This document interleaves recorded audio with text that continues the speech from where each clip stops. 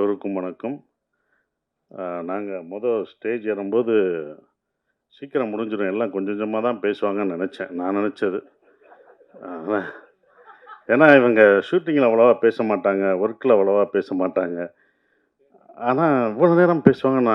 எனக்கே என்னடா நம்ம கொஞ்சமா தான் பேசுவோம் போலருக்கு, நெறையா பேசுறோம் போலருக்கு அப்படின்றத பார்க்கும்போது ஒவ்வொருத்தருக்கும் எனக்கே ஆச்சரியமா இருந்தது. அவ்வளோ நல்லா பேசுனாங்க. அ அவங்க பேசுறதுக்கு காரணம் என்னன்னா, இங்க தான் நன்றி அவங்க சொல்ல முடியும். வேற எங்கேயும் அவங்க நன்றி சொல்ல முடியாது. அது ஒண்ணு இருக்கு. ஒவ்வொருத்தவங்களும் வேற எங்க அவங்க தனியா பார்த்து அவங்க நன்றி, நன்றின்னு சொல்ல முடியாது. ஓ அந்த நன்றி மறக்காம இருக்கணும் அப்படின்றதுக்காக தான், இங்க ஒவ்வொருத்தவங்க அந்த நன்றிய தெரிவிச்சுக்கிறாங்க. அப்படிதான் நம்ம பார்க்கணும். அம் அந்த நன்றி வந்து அம் வெற்றி பெற்ற பிறகும், அந்த நன்றியை நீ வந்து உன் தயாரிப்பாளருக்கு காமிக்கணும்னு நான் அந்த டைரக்டருக்கு நான் ஒரு அட்வைஸா அத சொல்லிக்கிறேன். அதுதான் நன்றி. நீ அது முடிஞ்ச பிறகு நீ என்ன நன்றி செலுத்துறியோ அதுதான். ஆ எல்லாம் படத்த பத்தி அ சொன்னாங்க. இப்படி வரும், அப்படி வரும்ன்ற ஒரு விஷயம் சொன்னாங்க. நல்லாயிருக்கு. அதெல்லாம் நம்பிக்கை தான். எல்லாருக்கும் இருக்கிற நம்பிக்கையில தான் அவங்களும் அந்த நம்பிக்கையில ப்ரொடியூசர் அந்த நம்பிக்கைய வச்சிருந்தாரு. அந்த நம்பிக்கை நிறைவேற்றிய டைரக்டருக்கு அவ்வளோ வாழ்த்து சொல்லும்போது இன்னும் சந்தோஷமா இருக்கு. ஆ என்ன நெனச்சு ஒரு ப்ரொடியூசர் தான் ஒரு படத்த பார்த்துட்டு இது நல்லாயிருக்கு, எனக்கு திருப்தின்னு சொல்லணும். அது அவர் 100% சொன்னது எனக்கு சந்தோஷமா இருக்கு. இருந்தாலும் நல்லா எழுதிட்டோம் அப்படின்னு ஒண்ணு இருக்கும்ல. நல்லா நல்லா எழுதியிருக்கோம்டா சப்ஜெக்ட்டு. ஆனா என்ன ரிசல்ட் வருதுன்னு ஒரு பயம் இருக்கும். அந்த பயத்தோட இருக்கிற மாணவனா, மே 1 அந்த ரிசல்ட்டுக்காக மக்களும், நீங்களும் குடுக்க போற அந்த ரிசல்ட்டுக்காக காத்துக்கிட்டு இருக்கோம். அதுதான் நான் காத்துட்ருக்கேன். அ ஏன்னா எங்க படத்த பத்தி நீங்க தான் பேசணும். நாங்க இங்க வந்து படம் இப்படி பண்ணிட்டோம் அப்படின்னு சொல்றத விட, நீங்க நல்லா இருக்கும். நீங்க தான் எல்லாருமே சொல்லணும். மக்களும், ப்ரெஸ் எல்லாமே நீங்க சொல்லணும். எனக்கு இந்த படம் அவர் சொன்னாரு ஃபுல்லா அபி 24 வயசு பையன் வந்து சொல்லும்போது, இங்க வயசு முக்கியம் இல்ல. நல்ல கதை, நல்ல விஷயம் தான் முக்கியம். அத யுவராஜ் அந்த டீம் பார்க்கல. ஏன்னா, அவங்க ஒரு புரொடக்ஷன் ஃபர்ஸ்ட்டு வந்து என்கிட்ட சொல்லும்போது 2 நண்பர்கள். அந்த 2 பேரும் நண்பர்கள். அற்புதமான நண்பர்கள். அதுவே எனக்கு புடிச்சு போச்சு. பாஸு. "ஏய் நண்பர்களா இருக்கீங்க. இப்படி ஒரு நட்பா?" அப்படின்னு ஒண்ணு இருக்கும்ல. அந்த நட்புக்கே இந்த இத செஞ்சாகணுமே அப்படின்றது. 2வது அவங்க எடுத்த படங்கள் 2மே எல்லாருக்கும் புடிச்ச படம். கேட்கவே தேவையில்ல. அவ்வளோ பெர்ஃபெக்ட்டா செலக்ட் பண்ணி சொல்லுவாங்க. அப்புறம் நம்ம என்ன சொல்றது? நம்ம தான் அதுக்குள்ள போறேன். நான் தான் இந்த படத்துக்குள்ள நுழைஞ்சிருக்கேன். அது எனக்கு தான் பெரிய ஒரு விஷயமா நான் நெனைக்கிறேன். கதை சொல்லும்போது கூட அப்டியே அந்த மியூசிக்லாம் போட்டு விட்டாப்புல. அப்படி போட்டு சார் அப்படின்னு வரும். சொல்றாப்புல நான் சொல்லல. நான் பாட்டுக்கு சீரியஸா பார்த்தேன். கேட்டுருக்கிற யுவராஜ் சிரிக்கிறாப்புல, யுவராஜ் அழுகுறாப்புல. என்னடா கூட வந்த ப்ரொடியூசர் அழுகுறாப்புல. நான் இப்படி திரும்பி பார்க்குறேன்.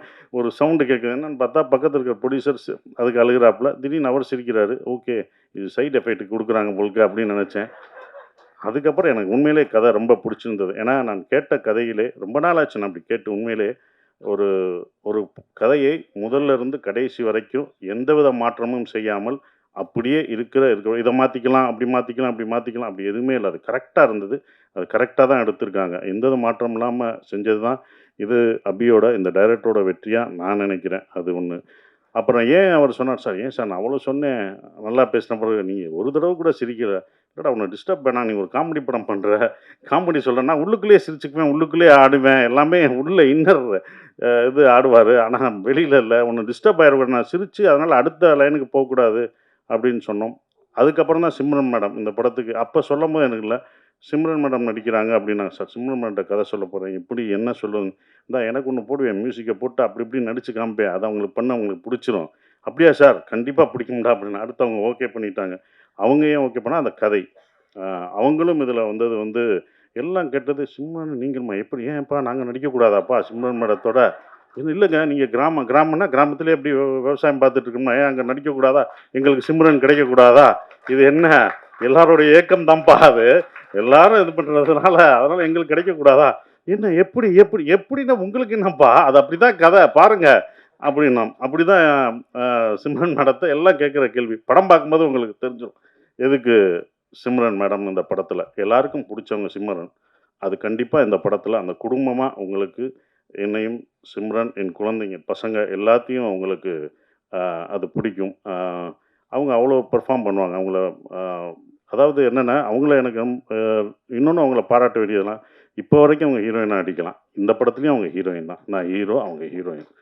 ஸோ அவங்க எப்பவும் ஹீரோயினாக நடிக்கலாம். ஸோ அது ரொம்ப அற்புதமாக பெர்ஃபார்ம் பண்ணாங்க. அவங்கள வந்து அ அ எல்லாருமே வரும்போது சிம்ரன் மேடம் கொஞ்சம் பயந்தாப்புல டைரக்டர் சார் சிம்ரன் மேடம் இருக்காங்க, இவங்க இருக்காங்க அப்படின்னு நிறைய பயப்படுவார். ஸோ அதெல்லாம் தவிர்த்துட்டு பாஸ்கர் சார் இப்படி போய் பேசி இப்படி பண்ணு எல்லாம் சரியாயிரும் அப்படின்னு சொல்லி அப்படி தான் பண்ணது. இந்த கதை ஏன் எனக்கு ரொம்ப பிடிச்சிருந்த ஒரு விஷயம் அப்படின்னா, இது வந்து ஈழத்தமிழன் பேசுகிற ஒரு இது. நான் வந்து பேசுகிறது வந்து ஸ்ரீலங்கன் தமிழ், ஈழத்து தமிழ் பேசுகிற ஒரு குடும்பம் இங்கே வந்து எப்படி சர்வே ஆகுறாங்க அப்படின்றது. இது பார்க்கும்போது உங்களுக்கு காமெடியா தெரியும். காமெடியா இருக்கும். எப்படின்னு, யூசுவலா ஸ்ரீலங்கன் படமோ, ஒரு ஈழத்தமிழர் படங்கள் எடுக்கும்போதோ, அது சோகமாவும், கஷ்டமாவும் தான் நம்ம பார்த்துருப்போம். இந்த படம் சந்தோஷமா இருக்கும் உங்களுக்கு. சிரிக்க வச்சுட்டே இருப்போம். ஆனா உள்ளுக்குள்ள உங்களுக்கு ஒரு விஷயத்த சொல்லிக்கிட்டே இருப்போம் அவங்க வலிகள. அதாவது ஒரு சந்தோஷத்த வலிய மறைத்து தான் சந்தோஷத்த நம்ம கொடுக்க முடியும். அந்த வலிகளை மறைத்து இந்த குடும்பம் உங்களுக்கு சந்தோஷத்த குடுத்துட்டே இருக்கும். அப்படிதான் வரும். ஏன் அவங்க சந்தோஷம் குடுக்குறாங்கன்னா, அவங்க அடுத்த ஜெனரேஷன் அவங்க குழந்தைகளுக்கு, அந்த குழந்தைகள் நம்ம பட்ட கஷ்டம், நம்ம விட்டு வந்த உறவுகளையும், நம்ம தமிழையும் நம்ம விட்டுறக்கூடாது. நம்ம குழந்தைகள சந்தோஷமா வச்சுக்கணும்னு, அவங்க வலிய மறந்து குடுக்கக்கூடிய படமா அது இருக்கும். அதுதான் அவங்க வலிய மறந்து அந்த குழந்தைங்களுக்கு சந்தோஷத்த குடுக்குறாங்க. உலகத்தில உள்ள எல்லா தமிழரும் இது எல்லாருக்குமே பொருந்தும். எல்லா தமிழர்களுக்கும், உலகத்தில உள்ள எல்லா ஈழத்தமிழர்களும் அவங்க பசங்க பார்க்கும்போது, இந்த படத்த பார்க்கும்போது, நம்மளுடைய கல்ச்சரையும், நம்மளுடைய தமிழும் மறந்துட்டு நம்ம இங்கிலீஷ் பேசிட்டு இருக்கோம். கண்டிப்பா தமிழ் நம்ம மொழிய ப கத்துக்கணும் அப்படின்ற ஒரு 10 பேரு வந்து அப்படி வந்து மாணவர்கள் வந்தாங்கன்னா, பசங்க வந்தாங்கன்னா, அதுதான் இந்த படத்தோட வெற்றியா நான் நினைக்கிறேன். அது கண்டிப்பா நடக்கும் அப்படின்ற அந்த நம்பிக்கை எனக்கு இந்த படத்து மேல ரொம்ப ஸ்ட்ராங்கா இருக்கு. எல்லாம் நம்பிக்கை தான் இருக்கு. அது மாற்றும். உலகத் தமிழர்கள் எல்லாரும் பார்ப்பாங்க அத. அப்படின்ற நம்பிக்கை இருக்கு. அவங்க ஃபேமிலியோட கூட்டு வந்து பார்ப்பாங்க. இங்க உள்ள மக்களும் அவ்வளோ எல்லாத்தையும் கலெக்ட் பண்ணுவாங்க. ஏன்னா இங்கேருந்து போய் அங்க கஷ்டப்படுற, அங்க வழி வழியா வாழ்ந்துட்டு இருக்கவங்களுக்கும் இந்த படம் ஒரு நல்லா அவங்கள சிரிக்க வச்சுட்டே தான் சொல்லுவாங்க. எங்கேயுமே அவர் வந்து இது பண்ண மாட்டார். பட் ஃபீல் குட் மூவியா கண்டிப்பா இருக்கும். அவர் சொன்னாரு, "எப்படி இந்த படத்த இது பண்ணேன்னு?" நான் கேட்கும்போது, அவருக்கு இன்ஸ்பயர் ஆனது தெனாலி படம். அத அவர் சொல்ல மறந்துட்டாரு. தெனாலி படத்த நான் இன்ஸ்பயர் பண்ணி தான் சார் இத நான் எடுத்தேன்னு. இந்த படம் பார்க்கும்போது உங்களுக்கு தெனாலி, மொழி, படங்களை ஞாபகப்படுத்தும் நம்புறேன் நான். அது கண்டிப்பா அ இருக்கும். அப்படிப்பட்ட ஒரு ஒரு படம் இந்த அ டூரிஸ்ட் ஃபேமிலி இருக்கும் அப்படின்றது. இந்த படத்தில மலையாளத்திலருந்து வந்திருக்காரு. அந்த மலையாள இதெல்லாம் மறந்து, அழகா என் மகனா சூப்பரா பண்ணாரு.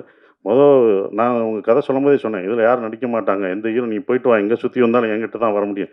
ஏன்னா இவ்வளோ பெரிய பையனா யாரும் எந்த ஹீரோ நடிக்க மாட்டாங்கன்னு நான் நெனச்சேன். சில ஹீரோக்கள் நடிப்பாங்க. சிலர் நடிக்க மாட்டாங்க. அதுதான். அப்படி இது எனக்கு தான் இந்த கதை இருக்கும் அப்படின்னு நெனச்சேன். அப்படி வந்தாரு. மிதுன் சூப்பரா நடிச்சான். பெரிய டயலாகு நானும் அவனும் பேசுற ஒரு சீனு. அதில வந்து ரொம்ப அற்புதமா நான் எதிர்பார்க்கவே இல்ல. என்ன இவ்வளோ சீன் இருக்கு பாட்டி, என்னோட டயலாக் இருக்கு. எப்படி பேசுவார் அப்படின்னு நெனச்சேன். ஆனா அற்புதமா பேசி இது பண்ணிட்டாப்புல. படம் பார்க்கும்போது உங்களுக்கு தெரியும். இந்த படத்தில யோகி பாபு சாரு அ எல்லாமே இருக்காங்க. பெரிய ஆர்டிஸ்ட்லாம் இதில இருக்காங்க. யோகி பாபு இருக்காரு, நான் இருக்கேன். எல்லாமே இருந்தாலுமே, அந்த குட்டி பையன் ஒல்லியா நடிக்கிறான். அவன் வந்து அவன் தான் இந்த படத்தில காமெடியனே. உங்கள சிரிக்க வைக்க போறது அந்த பையன் தான். நாங்கலாம் காமெடியன் நாங்கலாம் கேரக்டர் ஆர்டிஸ்ட்டு. அவன் தான் காமெடியனா இருப்பான். அது இது பண்ண மாட்டோம். அது கண்டிப்பா அவங்களுக்கு நிச்சயம் குடுக்கும். அப்புறம் மியூசிக் ஷான் ரோல்டன். அது அவரோட நம்ம ஒரு படத்தில நம்ம பாட கேட்டுக்கிட்டே இருந்தோம். அவர பிடிக்க முடியல. அது ஒரு படம். இவரு பாட வருவாரு. நான் ரொம்ப பிஸியா இருந்தாரு. பாட முடியாதுன்னாங்க. ஆனா இந்த படத்தில எனக்கு 2, 3 எத்தன வாய்ஸு குடுத்துக்கிட்டே இருக்காரு. இது பத்தாதலாம அடுத்த படத்தில ராஜ்மோகன் படத்திலயும் அவர் தான் மியூசிக்கு. "வா, வா நீ அப்ப விட்டல்ல, இப்ப நான் புடிச்சுட்டேன் பாரு" அப்படின்ற மாரி தான் இருந்தது. பட் ரொம்ப ஜாலியா இருந்தது. நாங்க ப்ரமோஷன் போடுறதெல்லாம் அவரும் நானும் அழகா சேர்ந்து போயிட்டுருக்க ஒரு விஷயம். மோகன்ராஜ் எனக்கு ரொம்ப சந்தோஷமா இருக்கு. ஈசன்ல பண்ண மோகன்ராஜ் இந்த படத்தில முழு பாடல்களும் எழுதியிருக்காரு.